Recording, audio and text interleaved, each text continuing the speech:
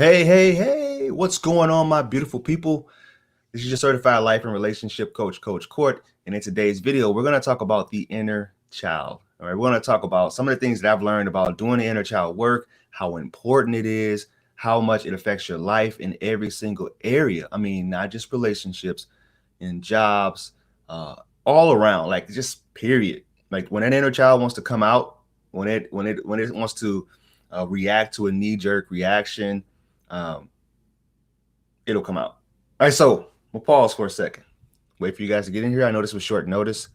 I had someone that he was inquiring about when the next time I was going to do a live session. I said, we can do one today because it's been a while. It's been a week. If you guys are just coming in here, let me know who you are, where you're from. And I can't get a link to this. I'm kind of bummed out. Really trying to find the link to send to people. Bear with me.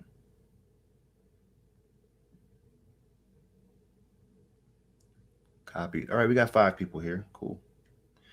All right, so let me just get this posted really quickly and I'll get with you.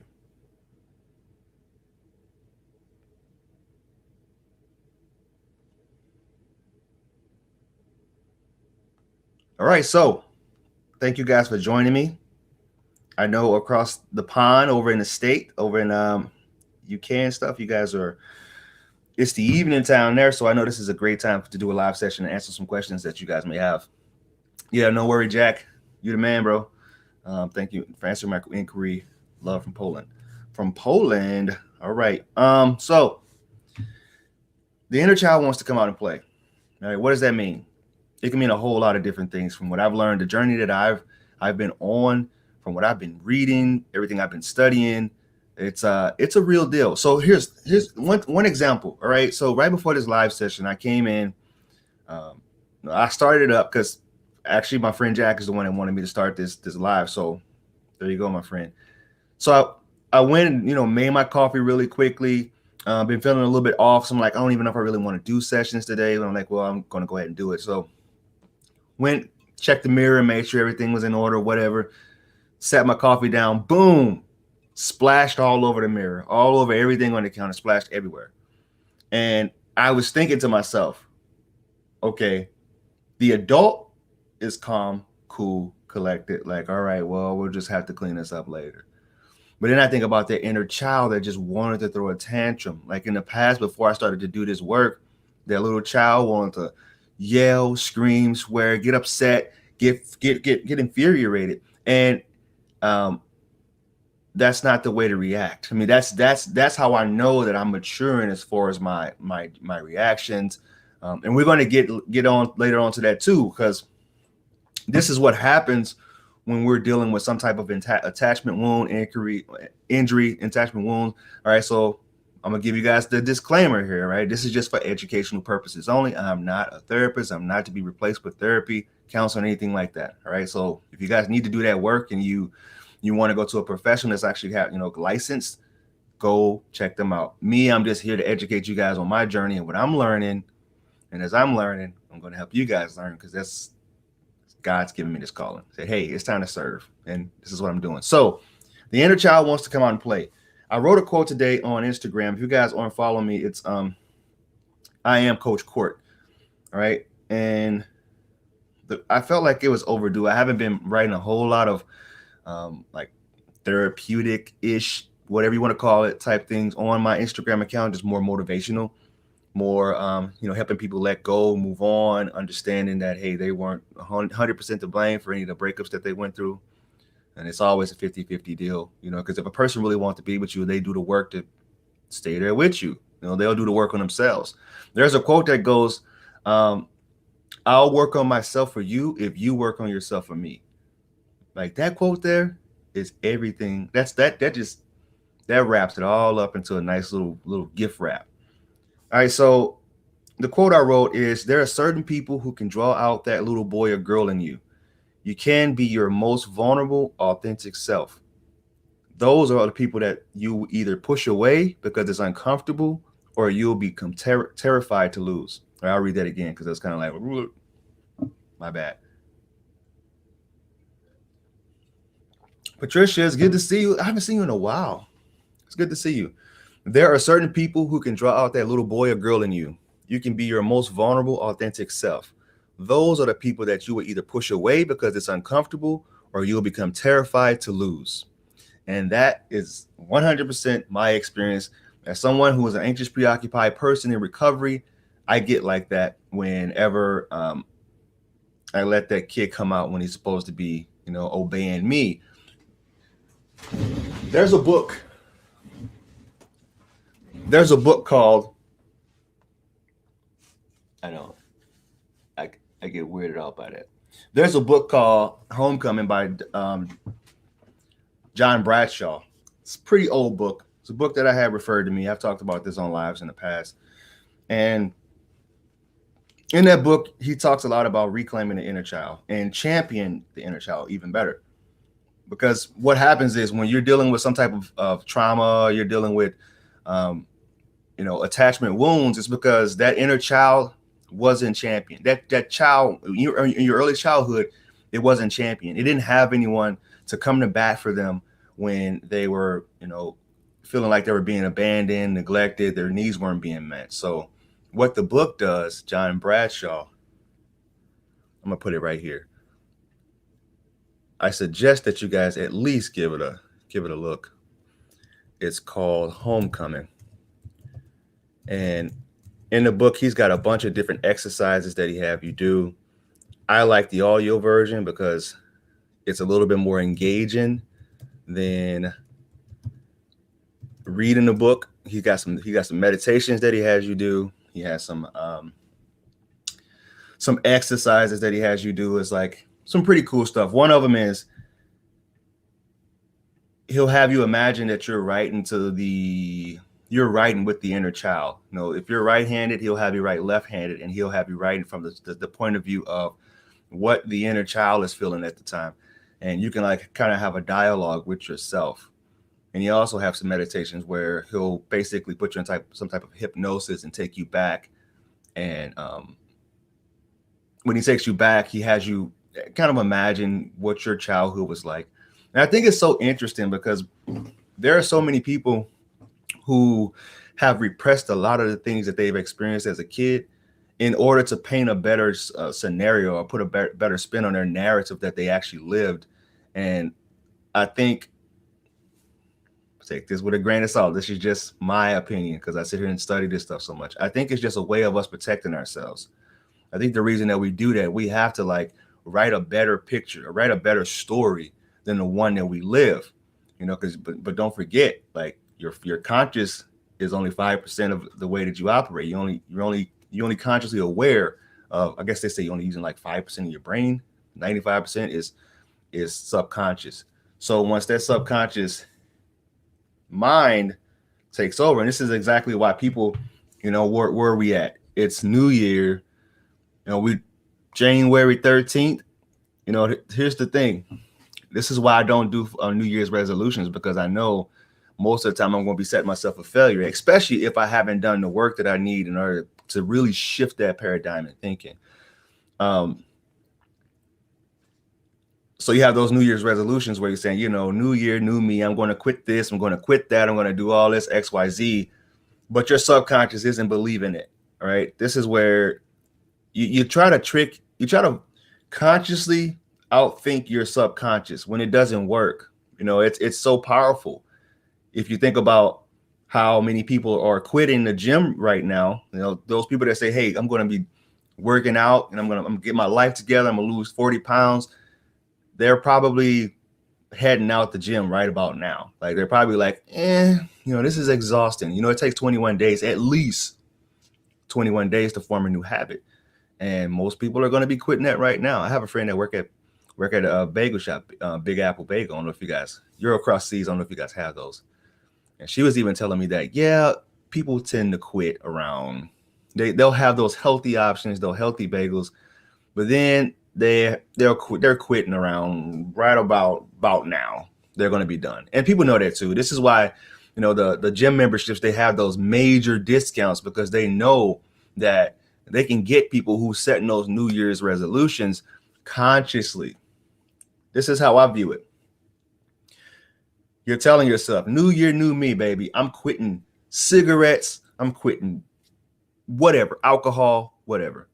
And your subconscious mind is like, hey, up there, guess what? We just bought 2 new cartons of cigarettes.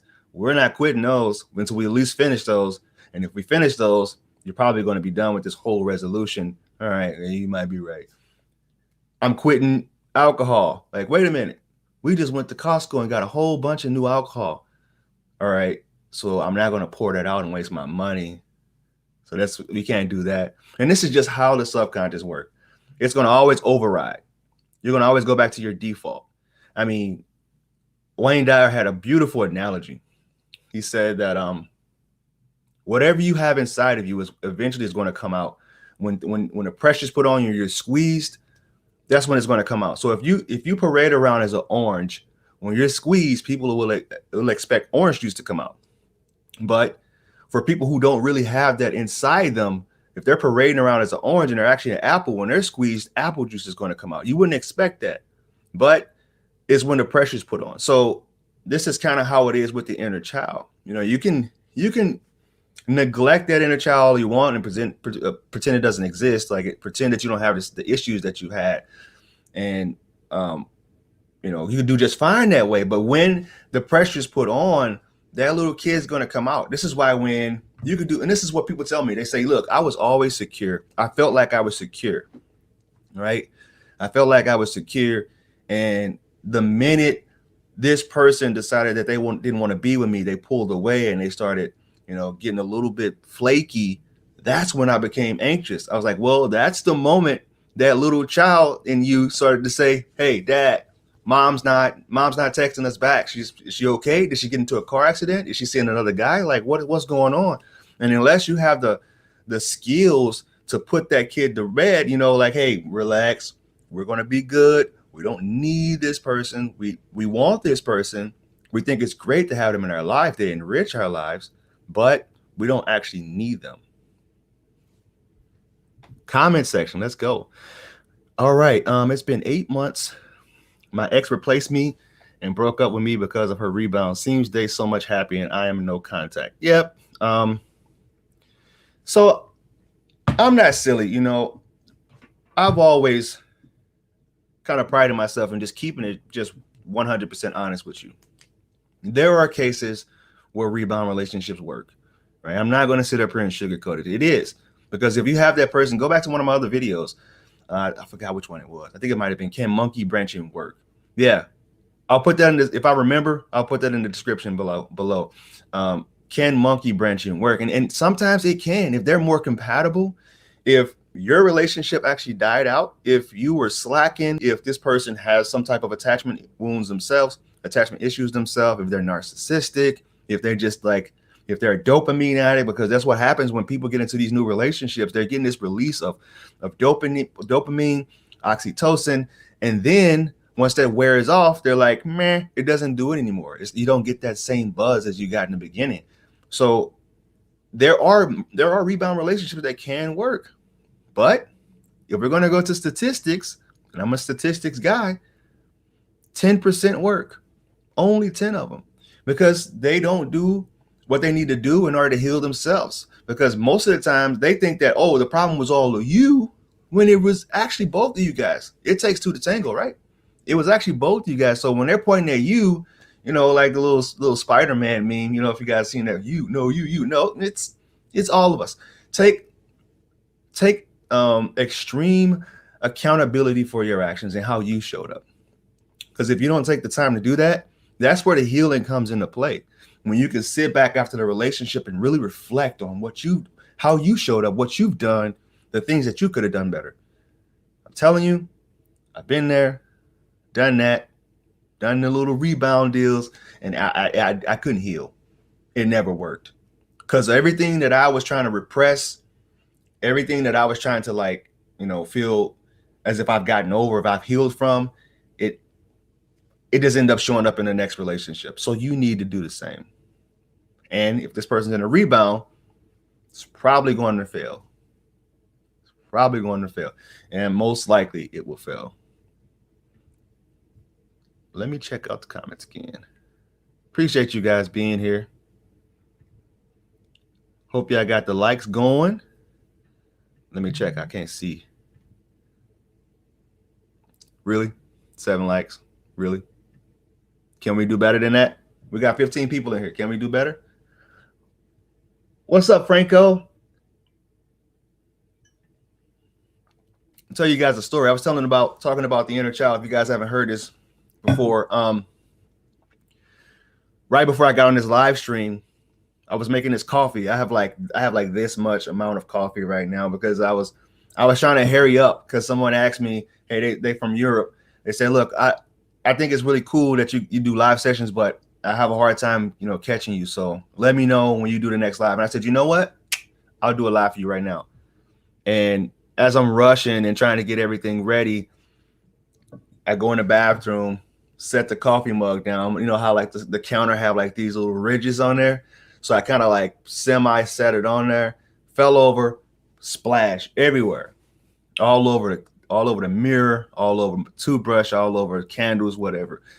And I'm like, And that was a moment where, that inner child, like think about it, that irrational child inside you, when you do something and they get so upset and infuriated. It's like, I'm thinking about when I'm watching my kids play, you had one kid do something accidentally, and then the other kid's like, what are you doing? Why did you do it? And it's like, if you actually took the time to like pay attention, like it was an accident. It didn't happen on purpose, but that knee-jerk reaction, it happens unconsciously. It's something, this is what they talked about in, if you ever read the book, what is it?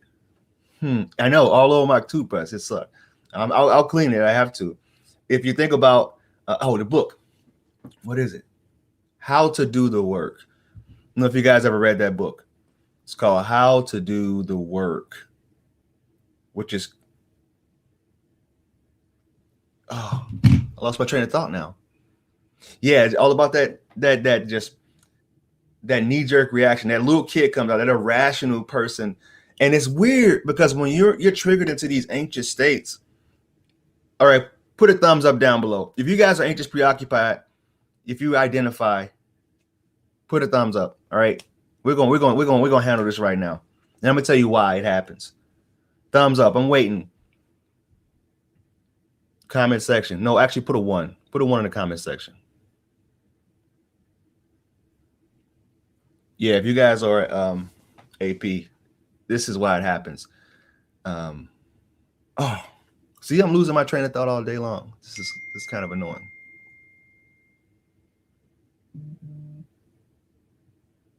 You get frustrated.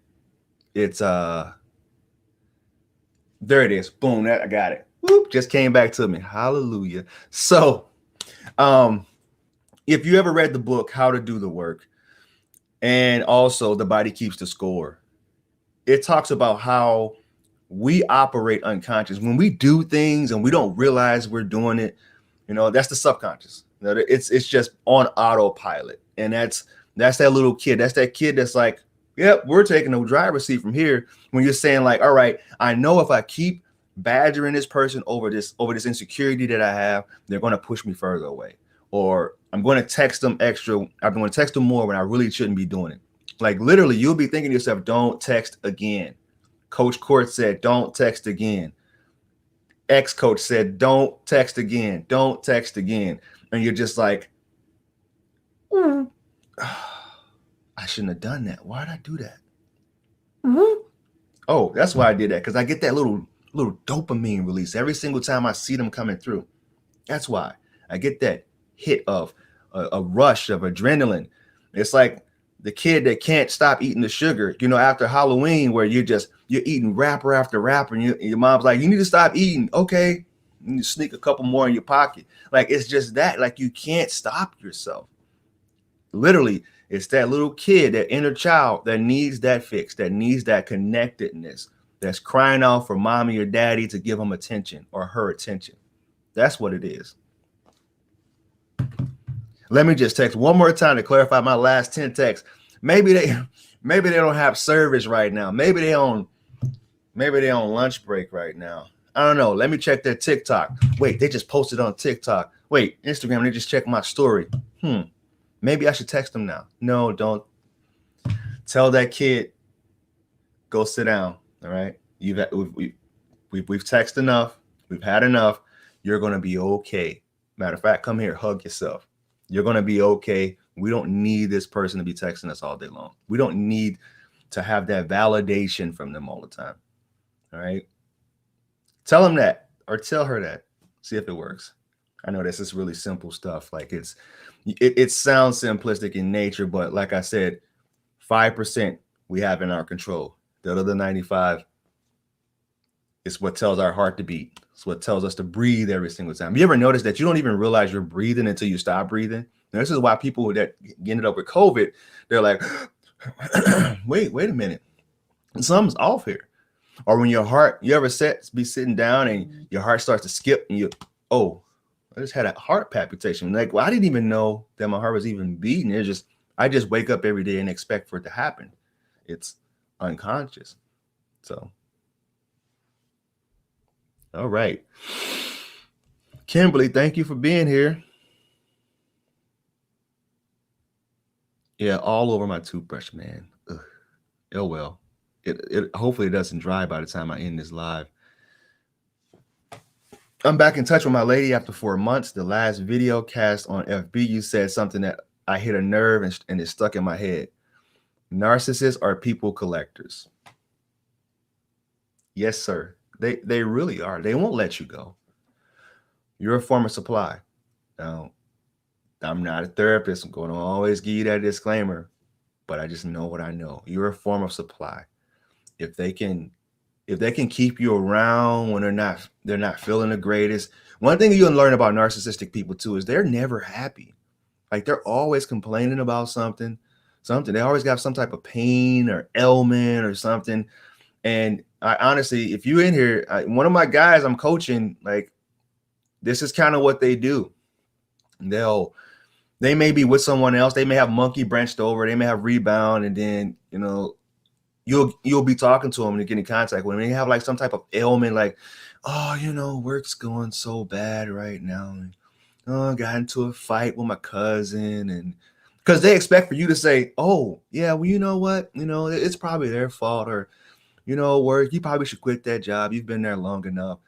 And they like that. They're like, I still have this guy or this girl on the hook, or I can just dangle them along. And then next thing you know, poof, they're gone. Once they get their need for validation and support from you, because they know you're a good person. This is an empathetic people. They know that the empathetic person will always be there for them. And this is why I tell people to be careful, and you need to vet the people that you date accordingly. Don't ignore their history. Do not. Don't. I'm telling you, if I was on my deathbed right now and they was to say, I want for you to write one thing that you can coach to everyone in the world, one saying, one of your truths, what would that be? Never ignore a person's history. Period. And you can quote that, say it at my funeral, but that's it. Never ignore a person's history, because that's what we try to do. We try to come in and what they call it in the manospheres, white knight it. It just, you can't, because what's the saying? Previous patterns forms future something like that. Look that quote up. Actually, I want you guys to comment that, and you guys are watching this on replay, I want you to comment that down below, because I actually want to know what that quote is again. Something patterns forms future trends. It's either previous patterns or current patterns form future trends. I think that's what it is. I think I just nailed it. But yeah, that's how it is. Don't ignore. So when I see people that are getting involved with narcissistic people, and they keep going back to narcissistic people, I feel so bad for them. Like, oh man, like you're gonna have to get some real recalibration going on after that relationship, because they really can do a number on you. They pushed, I guess, the analytics. pushed some type of video to me yesterday.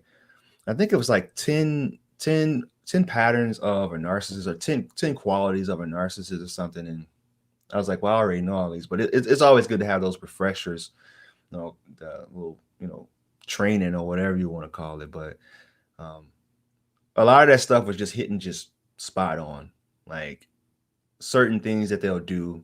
So another channel that I listen to a lot, you guys, if you guys aren't following her, if you're not buying her books, I recommend that you should. It's Dr. Ramani. She's here on YouTube, and I hope I don't get a strike for that.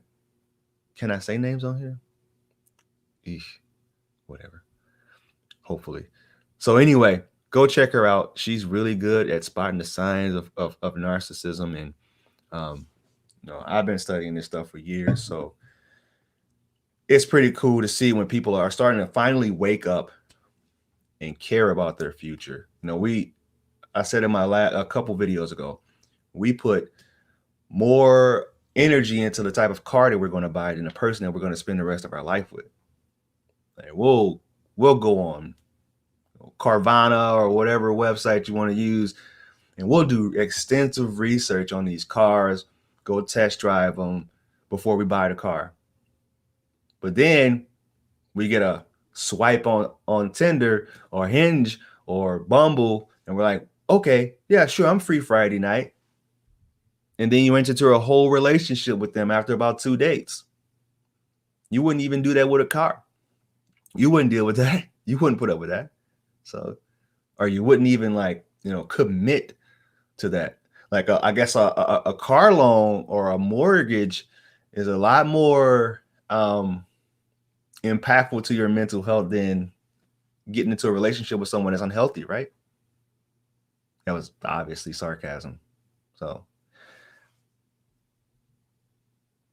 Court, I'm back in touch. All right, now I wonder if she has narcissistic tendencies, or I'm confused. Yeah, well, Franco, we need to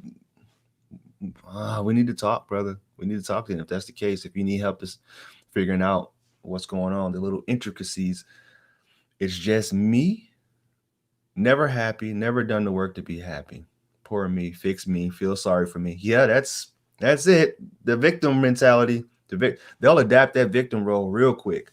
It's just me. No one understands me. I've never had anyone come to bat for me. Like all of that stuff. Yeah. I'm always, yeah. Anytime that starts to happen, my spidey sensors start to tingle, and I'm like, I feel a shift here in the Spideyverse. Something's not off. Something's not right. Something's off. I was talking on my live session last night on Instagram. I went out to dinner with my really good friend, my best friend, and we were having wings, and he said, man, you should probably talk about that in one of your live sessions. And I said, yeah, that's actually kind of funny, because I was saying, whenever people break up with someone, if it was something that you saw coming, all right, then it's like, well, the writing was kind of on the wall. But if it was like a really quick and sudden breakup, is which usually what happens, especially with a lot of men that I work with, they're like blinded. They're like, I have no clue how this happened. We were just in Cancun. We were just doing this. We were just doing that. Came back from vacation, and all of a sudden she just broke up with me. I'm like, yeah, you know what that feels like? If you ever watch Marvel movies, for a whole decade, they were setting up this plot for this. I don't want to spoil it, for Endgame, which is like the big war out of all of Marvel. And I'm nerding out right now. All of Marvel. And they were trying to just prevent this guy from a mad titan from wiping out half the population on the universe. And I said, that's exactly what happens when you get hit by a breakup out of nowhere. It's just like snap, and then it all just half of everything disappears. Your friend circle, your family, 2 Christmases now, your dog, 50% custody, everything, the furniture, half of it just gone out of nowhere, all from a snap. And the whole premise of the Marvel movies was they were trying to prevent this from happening. And this is what a lot of guys do in the end. They're trying to prevent it. They do more. They start to praise more. They start to text more. They start to buy more gifts, and they still don't prevent it from happening. I'm like, well, the best thing that you can do is to just sit back and just let it happen. It's inevitable. Like Thanos even said it in the movies, the Mad Titan. You know, you can run, you can beg, but the future, destiny always arrives. So you might as well just let it be and just see if they come back to you. Because that's it. You have to let them go. They have to consciously choose you. It has to be their idea. There's nothing you can do. But I know that feeling because I remember in the movie theater, and I'm sitting there and I got like a tear rolling down my eye next to my homie because and my favorite superhero disappeared. And it made me think about, wow, that's kind of like how sudden breakups happen. Half of everything that you knew, your life. Well, the good thing about it is they were able to rebuild after, you know, they were able to move on, and they were even not going to spoil it. But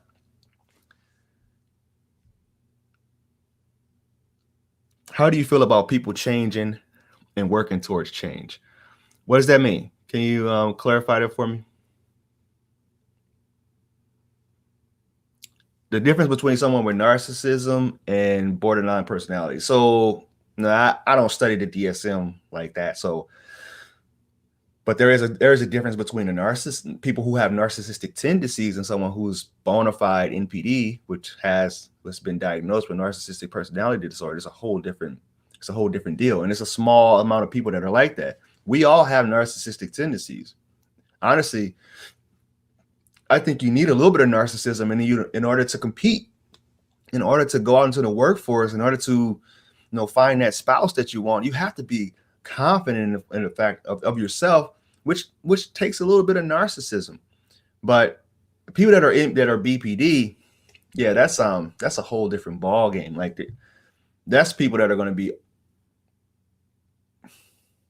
There are characteristics about people that are BPD that is very apparent.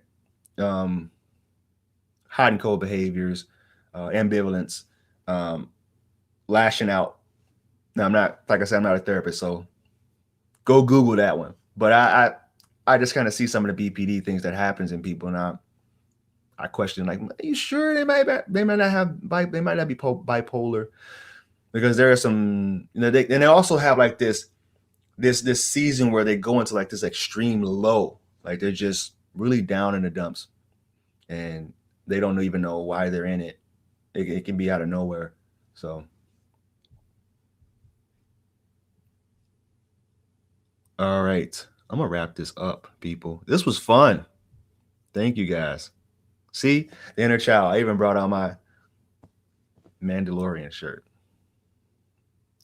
It was Peter Parker, wasn't it? Don't talk about my superhero like that, right? Yeah, something like that. Thanks for jumping over here on YouTube too. I see you, Kimberly. Appreciate that. All right, so give me some likes. Give me some likes. Give me some loves. Give me some down below. If you guys thought this was valuable and you want more content like this, please say yes down below in the comment section. If you're watching this on replay, share it. If you feel like people can benefit from this content, let's heal the world. Someone asked me in the live session on Instagram last night, what is my goal for 2022? Up until this point, I've gotten over 750,000 views. This year alone, I want to do 1 million views. If I can get 1 million YouTube views and it just reach so many people, man, my heart will be so full to be able to just serve as many people as possible. Like, you have no clue just how great that would be. So not right now. Go when I end this live session. I want you guys to go out, click yes if you guys want more, or comment when it's posted. I want you guys to comment yes that you want more content like this. You want more live sessions where I can engage with you guys and we can just support each other, So I'm going to end it with my saying I need to get this shirt made. Actually, I had it written right next to me because I forget it sometimes. All right. So when you go and be love, all right. When you go be love, you'll never have to find it. Namaste.